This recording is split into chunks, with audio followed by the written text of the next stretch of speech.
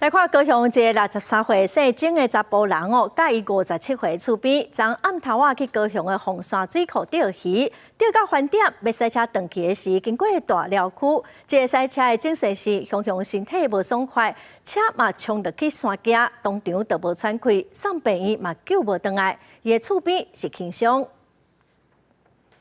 这边好。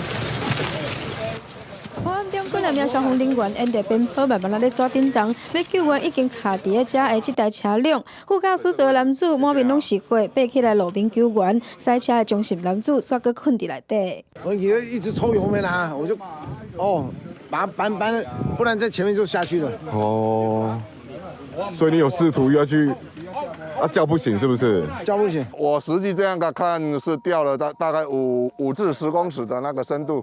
当时困伫车顶的2个人是厝边，23号暗头小姐要驶一台车去高雄凤山水库钓鱼，半暝要回来的时阵，经过大寮区凤林1路的山路，中性男子雄雄身体无爽快，无过偌久，规台车冲去边坡。63岁中性男子驾车疑似身体不适晕倒，导致车辆跌进山坡。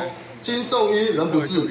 警察研判车辆跋落去5公尺到10公尺深，受困的驾驶赶紧送病院，也是救袂回来。因为男子的死因就要厘清，警方将会按照规定报请检察官来上验。公司新闻王刘庭丹、hen坤国报道。